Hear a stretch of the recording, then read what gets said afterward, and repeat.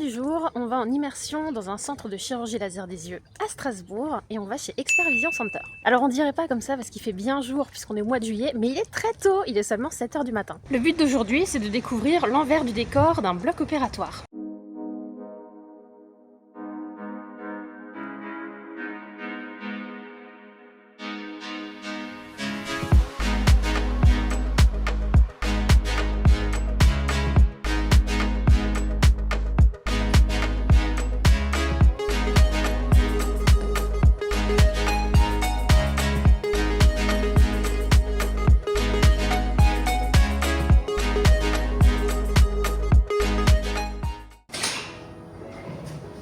Salut Elodie.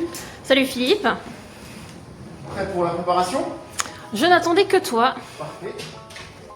Et bon, on y va, je pose mes affaires. Il est 7h23, on est pile poil à l'heure. Parfait. Normalement, on garde pas la montre.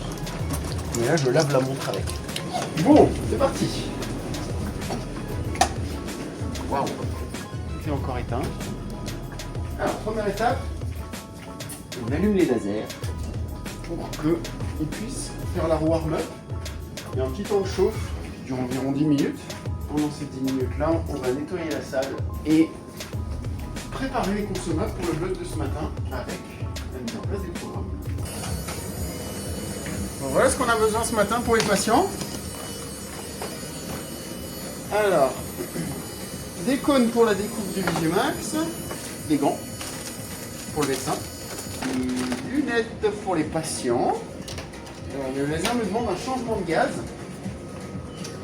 Donc dans la cavité du laser, il y a du gaz et il se change de temps en temps pour la Maris, c'est à peu près tous les mois.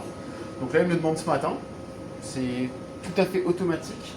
Donc j'ai juste changé le gaz de la cavité avant de faire la session. Ça permet de stabiliser le laser. Bonjour Elodie. Bonjour docteur. Comment ça va? Ça va et vous? Ouais, super, toujours. Qu'est-ce qu'on a ce matin au programme? On a de la chirurgie réfractive, évidemment, on enlève les lunettes aux patients. On a 8 patients ce matin. On va vérifier le programme maintenant. Donc vous êtes docteur Marie Weissrock. C'est vrai. Vous opérez à Strasbourg chez Expert Vision Center. À la louche, vous pensez que vous avez opéré combien de patients dans toute votre carrière? À la louche, on est 300 000. Non, je sais pas moi, autour de 1000. Vous faites ça depuis combien de temps? Depuis plus de 15 ans. Et bien là, on fait les tests du laser. Avant chaque session de chirurgie, on teste le laser pour vérifier sa stabilité, l'énergie, le centrage, pour assurer une bonne chirurgie.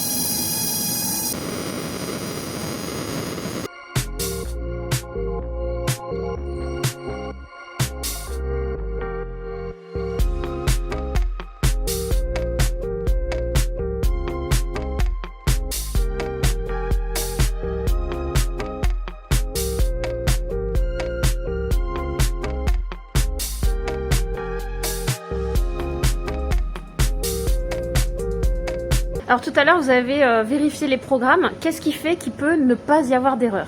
C'est quoi la sécurité? Alors, déjà il y a 2, 3, voire 4 checks. Donc déjà avant le jour de la chirurgie, on vérifie une fois avec le médecin pour la programmation. Ensuite, je programme le tout, j'importe dans les machines. Le jour de la chirurgie, on vérifie avant et on vérifie à peu près 5-6 fois le nom du patient. Et en plus de ça, les machines prennent des photos des yeux des patients pour être sûr que le patient qui est allongé correspond au dossier qu'on a programmé sur le laser. On commence par les gouttes d'anesthésie, à droite et à gauche. Elles vont piquer pendant 10-15 secondes. Dès que ça pique plus, c'est que c'est complètement anesthésié. Première étape, on nous emmène en dessous du premier laser qui va faire la découpe du volet cornéen. Ok? On va y déposer une petite lentille. Cette lentille va permettre d'immobiliser votre œil pendant les 8 secondes de traitement. Ok? On a un petit peu la tête. C'est dans cette position-là. On va ajouter un écarteur à paupières. Cet écarteur va permettre de maintenir votre œil bien grand ouvert. Voilà, je sais faire. Penser à quelque chose d'agréable. Et la vision va devenir de plus en plus floue. Il reste encore 2 petites secondes. C'est super comme ça. Alors là, quelle est la deuxième étape? Ça s'habille en stérile. On va rentrer dans la cornée. On va soulever le petit capot. Et on va corriger son astigmatisme avec le laser Excimer qui est ici, qu'on a paramétré juste tout à l'heure.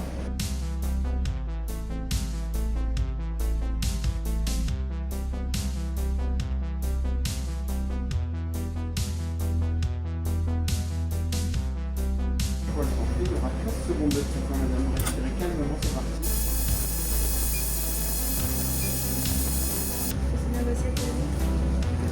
Vous restez encore allongé. C'est fou, c'est normal. Je donne ça. Paire de lunettes, fermez les yeux quand vous les mettez. Voilà, on ne frotte surtout pas les yeux. Je vais vous emmener à côté, un petit quart d'heure de repos. Faire un contrôle avant que vous puissiez repartir. Hein. Ok? Quand ils sont opérés, ils vont en salle de repos. Avant de partir, je les examine pour vérifier que tout est bien en place. Si je fais un LASIK, je fais un capot, je vérifie que le capot est bien réappliqué, qu'il n'y a pas de pli, qu'il ne s'est pas déplacé. Quand je fais un smile, je vérifie que l'interface est bien propre, qu'il ne reste pas de petits bouts de lenticule. Et une fois qu'ils partent, on leur réexplique le traitement. Ils doivent garder les yeux fermés 3 heures. Ensuite commence le traitement post-opératoire. Il y a des gouttes antibiotiques, anti-inflammatoires et surtout des larmes artificielles pour bien hydrater l'œil pour une meilleure cicatrisation. Voilà, monsieur, c'est à vous. Vous allez respirer bien calmement. Tout va super bien se passer. On va commencer par vous mettre les gouttes de l'anesthésie. On est parti pour 10 secondes. Voilà, le premier traitement. Premier passage. Ne clignez pas les paupières, hein, restez bien détendu. C'est super ce que vous faites. Parfait. C'est fini. Vous avez un complémentaire lié. Maintenant, on va faire la vérification du lenticule et l'extraction. Ok? D'accord. Donc pour ça, on va vous demander de regarder dans une lumière blanche. Elle est assez intense, mais on a besoin de voir correctement ce qu'on fait. Ok? Si vous êtes bien sage, en quelques minutes, c'est bon.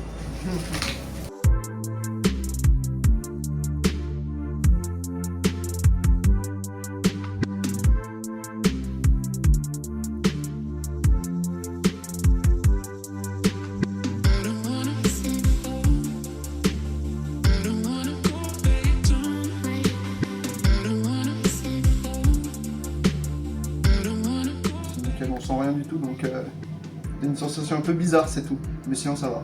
Bah moi c'est surtout que j'avais plus envie d'avoir lunettes déjà, donc pas vraiment de motivation trop, mais c'était juste pour les enlever. Plus pour le confort. C'est ça, plus du confort.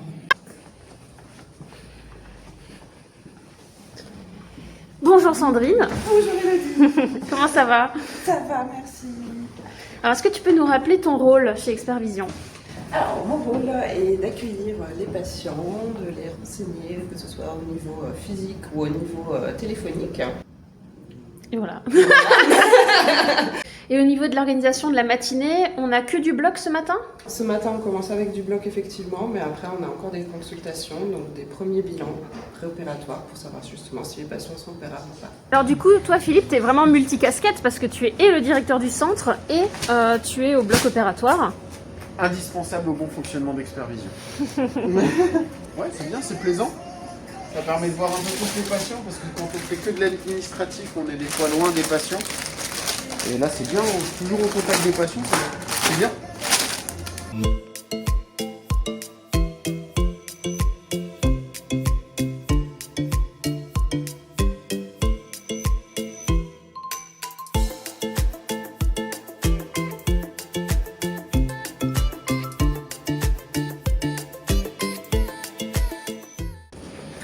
On arrive au dernier patient, comment est l'énergie?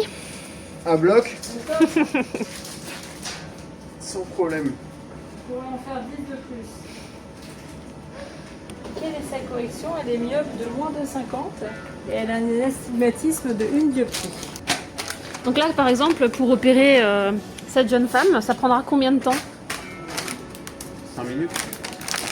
Entre le moment où elle rentre et le moment où elle sort, je pense.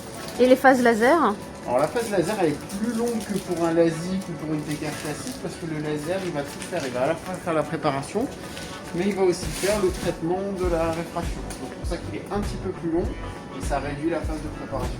Comment vous vous sentez là, à quelques instants de la chirurgie?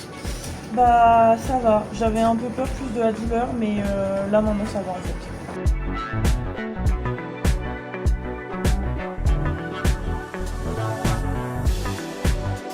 C'est pas agréable agréable, c'est les yeux, donc on touche les yeux, c'est toujours un peu... Surtout que j'ai jamais mis de lentilles de ma vie, donc ça me fait bizarre, mais en vrai, il y a zéro douleur. 10h23, une pause s'impose, c'est ça? Oui, c'est pause café. Et même gâteau. Du coup là, qu'est-ce qui se passe? La journée est finie? Ah non, la journée n'est pas finie. On voit les patients opérés hier, bloc de cataracte, donc il faut faire les contrôles post-opératoires. Et puis il y a les bilans préopératoires pour recruter les patients des prochains blocs opératoires. Fini, là on met un petit peu plus de lumière, on va vérifier en face. Voilà, vous ne voulez pas. Ouvrez, on en fait une deuxième, ouvrez très très grand.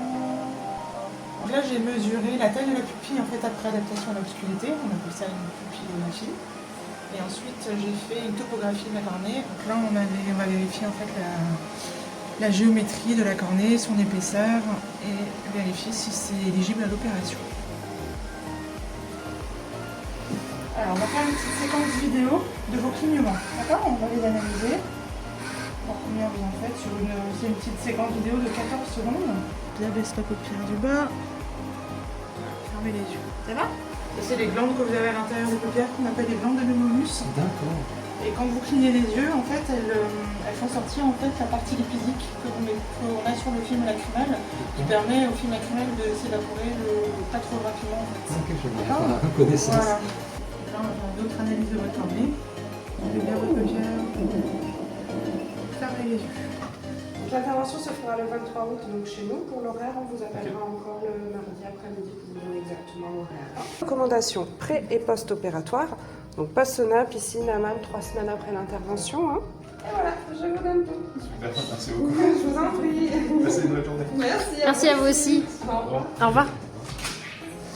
Fin de journée pour Philippe. Presque. En tout cas, le bloc est fini. Je vais encore ranger. Et après, c'est les vacances. Donc il est midi, notre matinée chez Expert Vision Center est finie, donc n'hésitez pas à nous suivre sur les réseaux pour la suite de nos aventures.